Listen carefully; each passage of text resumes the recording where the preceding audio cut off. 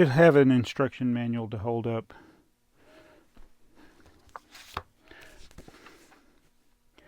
It's not an instruction manual. Hey, it's Jabbo. Welcome to BrickTsar, your home for vintage Lego, and we're not going to be looking through the 6,000 Lego Ideas book, which is one of the best Lego idea books ever made. I wish they made more stuff like this. Everything's online, digital versions these days, but this is one of the things as a kid I really enjoyed was the Lego Ideas books. I had them as a child back to the 70s. So I was always looking forward to the next one to get. They don't make them anymore. So I came across that as I've been undertaking, I should say, a task that's well overdue, and I'm kind of already regretting it, but it needs to be done. Since I can't work on my ceiling right now, I got too much other things in my life. I want to get that ceiling, which is preventing me from starting the city. One thing prevents me from doing another thing. So I said I need to sort. I need to be sorting. So whether it be the pieces or what I'm doing today in this video, instruction manuals, this is a little bit overwhelming because I've put it off for 53 years doing this.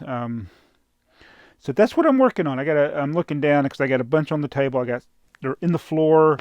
They're on a table over there. So I'm just going to show you in this video the process of going through trying to organize this, because this started mainly I was looking for the instruction manuals for a Spanish villa, or one of those, a Swiss villa. I can't remember. There's one of the old Legoland sets. I thought I had the instructions. I did find it, but it was torn and missing half of it. And one of the homemaker sets, the set 262 that we did the video of, I was looking for those instructions because I'm pretty sure I bought them.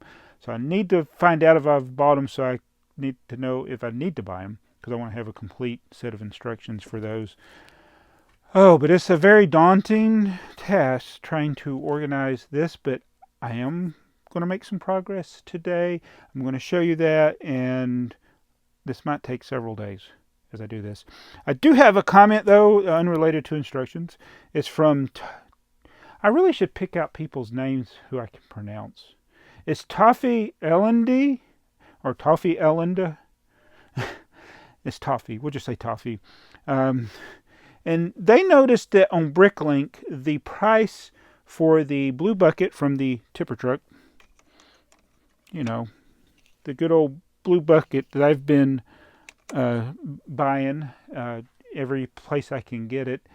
They noticed the average price is going up, and there's one seller in particular that's got it at an exorbitant price, which, given enough time, eventually he'd be the last one left with it, and then everybody would think that is the going price. But he's got it for $8.50. It's really a 50-cent or less piece is what it should be. Even though it's 40, oh goodness, I mean, it's 47 years old. 45 years old. I'm still bad at math. How did I get through school?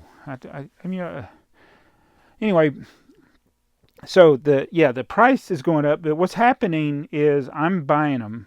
So what happened, that affects the last 6 months sold price, but as I buy them, because I'm usually buying the cheaper ones first, although I did pay $1 for some from one seller because he actually had the yellow one. But so as I buy them, the quantity of those remaining for sale goes down, and the different sellers that have them goes down. So the price goes up because I'm not starting at the high prices and working my way down. I'm starting at the low prices and working my way up until I get to the point where nope, not going. So I'm not going to buy those that are ridiculous price. I have bought all of the sets that at the time of me filming this video there were none in the US available. That doesn't mean that people don't have them, they just hadn't listed them, but there were, as far as actual listings on Bricklink, there were none. I think I mentioned that already, but I have several stores with shopping carts full in Europe, though, that won't sell to me, so I'm waiting for that. But yeah, that's the catch-22 is I buy them the price does go up for what's remaining. That doesn't necessarily mean that's what they're worth, though. But this experiment, that's what it's causing. One thing's for sure, instructions aren't in anybody's want list for some of these. Although, when you get to some of the vintage stuff, I mean, not like this, but there are vintage sets that the instruction manuals are very expensive. And I, for one, have paid, oh my goodness. I was going to say I had paid as much as $150, but the 6862, that was my record for a single instruction manual. But there are multiple instruction manuals that I own that I've paid over $100 for. Just going to say it. And they are worth more than that now. And looking at, as I've been going through some of these here, looking at what they're selling for, obviously some of them are worthless, but some of them are like, whoa, really? And it's not even that old, so it just depends on what people want. Most people don't want the common ones, but yeah, let me just walk you through what I've been doing. Every now and then I get a little motivated to organize my instructions, catalogs, magazines, and other things that are paper, posters, whatever. And I think, okay, I'm going to get this organized, and then I get started and I'm like, oh, now I know why I don't have it organized, because it can be overwhelming. And being somebody who doesn't want to throw away my instructions, especially the vintage ones, and I always want to make sure I keep at least one copy, even if I did part with some. Yeah, it can be a little bit of a challenge, and it makes you respect those that just throw them away, because it's a lot easier just to throw it away. But I got boxes of instructions. There's a box over there, and these are ones I know are extra. So I got these, and some more. What are these doing here? And these are ones that I've already inventoried that are in boxes. Those boxes are full, so I'm going to get me another half magazine magazine box. I don't guess there's any long magazine boxes. They're all half magazine boxes. So I need to put another one there. Oh look, there's more. I think I'm going to take this box and use it.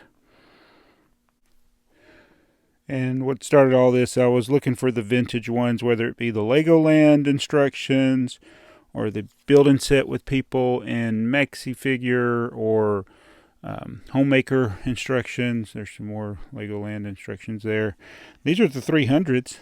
That's getting organized. I'm thinking about putting all the train related instructions together. I got a stack of train instructions. There were some more train instructions I saw somewhere. Not on this table, so I am making some progress in all this. At least I'm knowing where things are.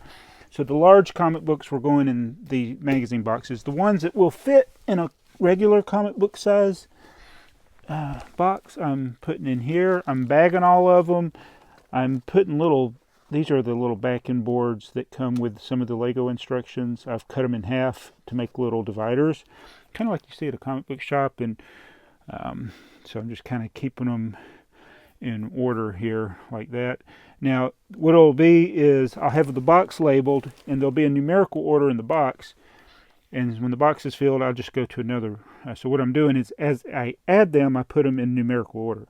I'm not going to be worrying about if it's numerical order from box to box, because I'm keeping that information so I'll know where stuff is. Then if I have duplicates, I'll know where they are. I bagged everything except for the Superman ones there. They were just so little. I didn't feel like doing it. I've been watching YouTube. I watched some other non-YouTube stuff while I've been doing this. And now I've just started this Cali Brick Clique with Brick Ninja, Shy, and Claire, Plastic Architect. I do listen to their stuff even if I don't comment on it. Sometimes I'll listen while I'm driving, but today I'm listening and kind of watching while I bag up instructions. And there are just so many instructions. I don't even know how I'm doing this. Oh, I should get this Technic one out.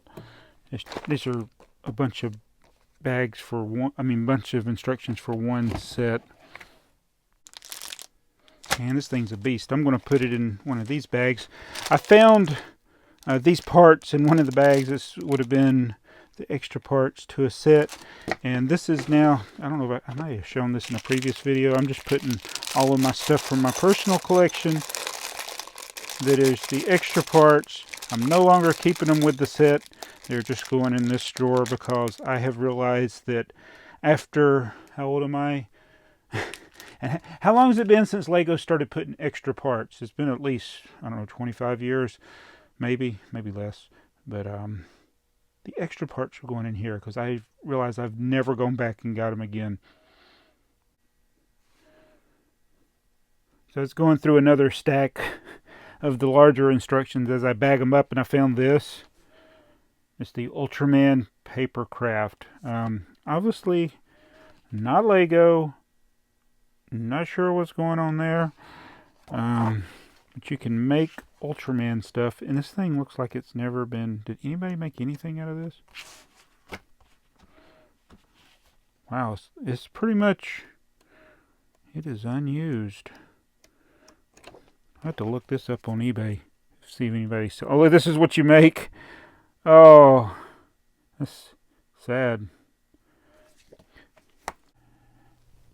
And while I don't remember purchasing it, it probably came with the lot that had these Kawada blocks. There's Ultraman right there. I bet you anything it came with that. I don't even remember.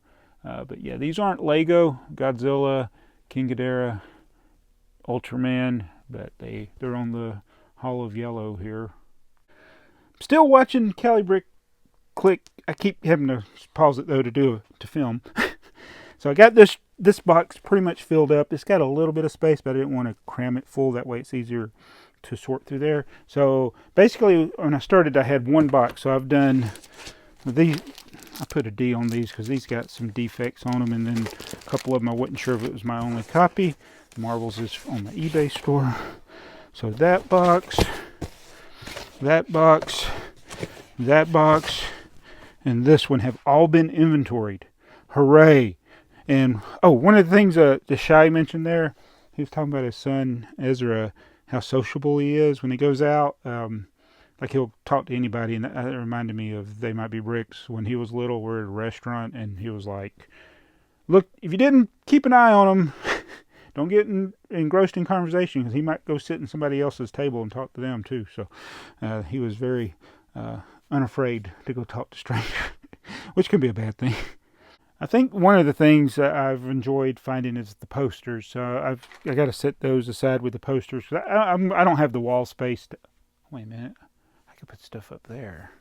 Some of those smaller posters would fit up there. I'll eventually figure out something. Or if they would fit in a large binder, do the posters that way. The ladder doesn't reach in the stairway. I can't reach some of the places anymore, but anyway, thanks for watching. This is a vsauce shirt. I don't think I mentioned that. It's like a starry sky with a smiley face or something. I don't know what it's a reference to. I'm sure it's a reference to something I don't remember. But anyway, yeah, that's another vsauce shirt. I'll see you guys tomorrow in a different shirt.